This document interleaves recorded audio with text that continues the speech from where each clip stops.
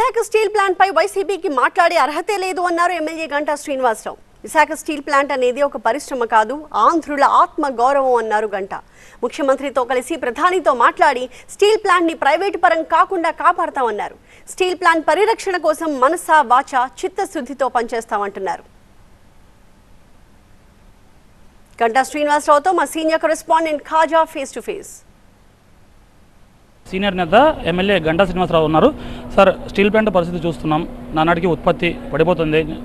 రీసెంట్గా blast furnace 3ని కూడా ఆపేశారు.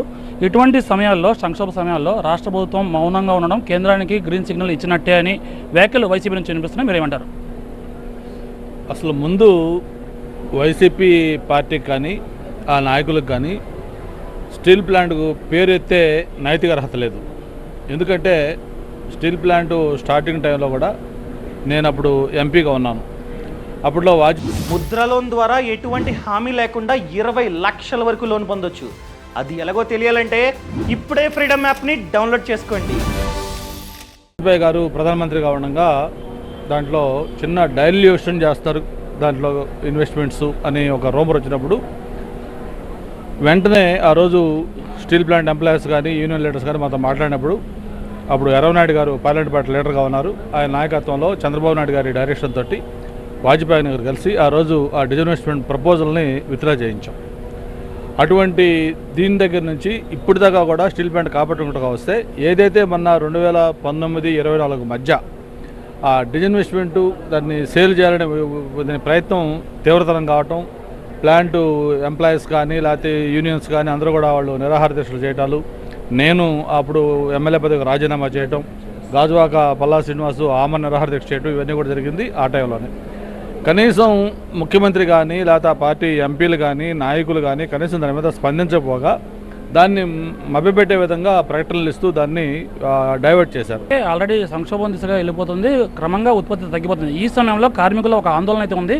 ఖచ్చితంగా రాష్ట్ర ప్రభుత్వం ఒక ప్రకటన చేయాలి, కేంద్రంపై ఒత్తిడి తీసుకురావాలనేది, మళ్ళీ ఇంకో మారు కేంద్రంపై చేయాలనేది ఒక ప్రతిపాదన. తప్పకుండా, ఎందుకంటే విశాఖ స్టీల్ ప్లాంట్ అనేది ఎవరు కూడా ఒక పరిశ్రమగా చూడకూడదు. అది మన ఆత్మ గౌరవం, మన తెలుగువాడి సెంటిమెంట్. ఎంతోమంది ప్రాణత్యాగంతో సాధించుకున్న పరిశ్రమ అది.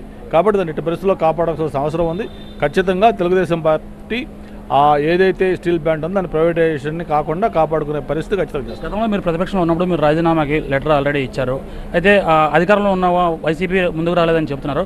ఇప్పుడు మీకు కూడా మీ ప్రభుత్వం అధికారంలో ఉంది, మీరు ఎలా వెళ్ళబోతున్నారు? అది వర్తించదా మీకు?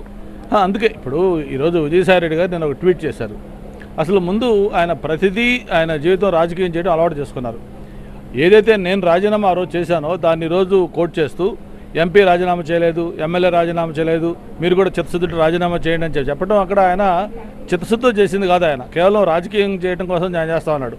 మరి ఆ రోజు నేను రాజీనామా చేశాను, ఆయన ఎంపీ కూడా ఎందుకు రాజీనామా చేయలేదు? ఆ రోజే వాడు రాజీనామా చేస్తుంటే గవర్నమెంట్ సీరియస్ తీసుకున్నది కదా, చేయలేదు. ఏది చేసినా సరే ఖచ్చితంగా స్టీల్ ప్లాంట్ని కాపాడుకోవడం అనేది మా బాధ్యత, మేము చేస్తాం ఖచ్చితంగా. ఎట్టి పరిస్థితుల్లోనూ ప్రైవేట్ పరం కాకుండా చూస్తామని ఆ ప్రభుత్వం కూడా మేము బాధ్యత తీసుకుంటుందని చెప్తున్నారు MLA Ganta Srinivasa Rao. Camera person రసూల్తో ఖాజా TV9 విశాఖపట్నం.